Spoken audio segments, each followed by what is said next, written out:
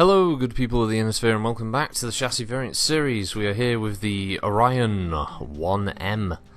This is a 3049 refit and a lostech upgrade of the venerable mech. Basically sticks in things like an XL engine to free up some weight. Shaves off apparently about half a ton of armour in favour of being able to get some of those snazzy upgrades from the time. So this comes with a NARC launcher, LRM-20, retains the standard medium lasers and upgrades the AC-10 to an LBX-10. Now on the point of it upgrades an AC-10, some people may not know this, but I'm going to put it out there, so sorry if you're going to be bored with this explanation for those who do know. The reason a lot of these things will say it's an upgrade of an AC-10 to an LBX-10 is mainly because in Battletech the LB-10s had the ability to ammo switch. So they had cluster shot, but they also had, say, half of each ton of ammo was also solid shot, which meant in tabletop you could choose to fire a cluster round or a solid round, which would dictate how the weapon would spread damage. The solid shot, obviously, wherever you rolled to hit was 10 damage that location, and the cluster shot gave you a nice spread and a higher chance of criticals. Now, obviously, in MechWarrior Online, they can never add ammo switching, which is kind of shit, because it's one of the, really cool features of things like LB-10s, and further down the line, clan ATM missile systems are also supposed to rely on an ammo switching mechanic, which is sadly not going to be in the game. And yeah, it's a bit of a pisser really, because yeah, it was one of the main sort of tactical functions of the Luxor ballistics model of autocannons and the advanced tactical missiles used by clans. But that aside, there you go, that's the explanation for that. So the 1M is also a double heatsink, so it's basically the most expensive version of the Orion that you can buy in MWO. Now, if we have a look at the hard points, we are looking at 3 energy, 2 in the right arm, 1 in the left, and the missiles are split between the left arm, left torso, and the centre torso, with the single ballistics remaining in the right torso, also as an AMS, if you really want that. It was first seen in Operation Guerrero, before it moved to the clan front, and helped to defend against the Jade Falcon incursion of Fedcom space, basically, or Steiner space. So yeah, it's a pretty nifty little mech. As I've said in all the videos now, the Orion is second favourite battle mech in the heavy category for me. I think it looks pretty cool. This is a fantastic redesign.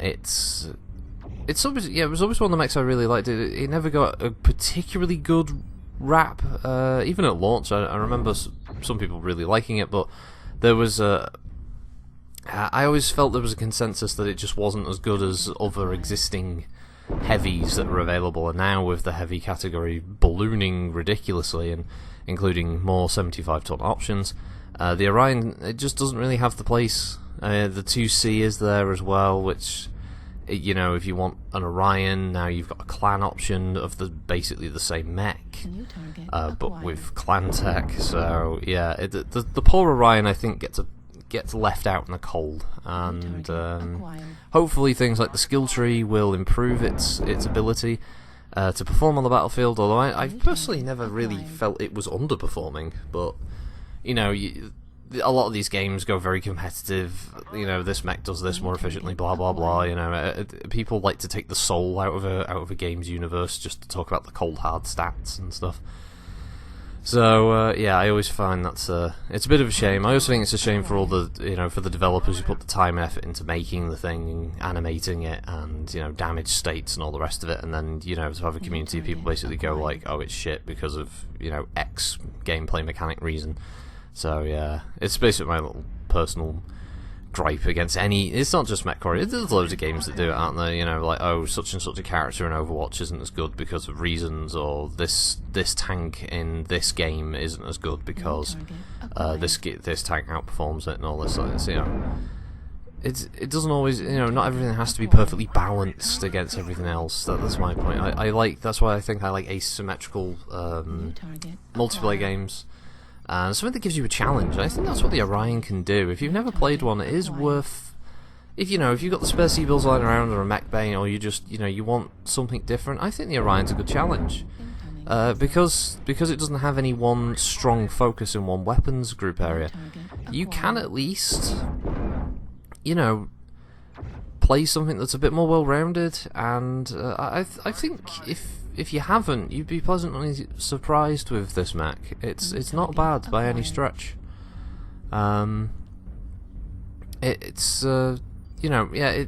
got drawbacks like any mech.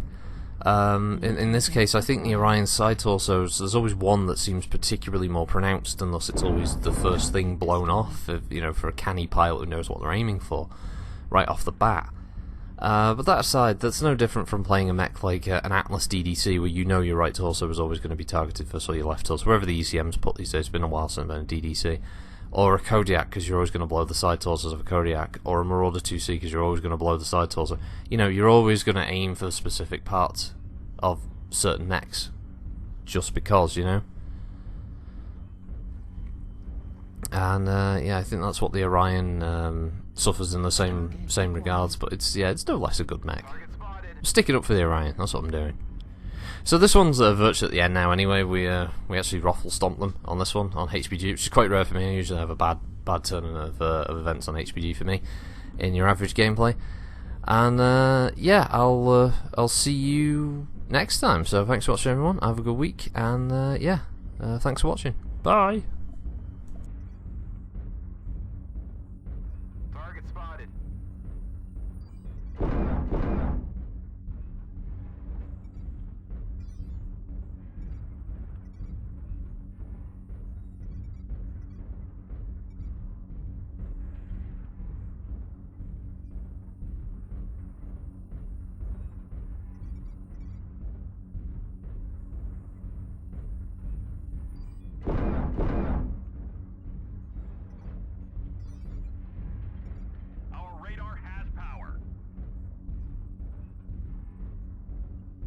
Target destroyed.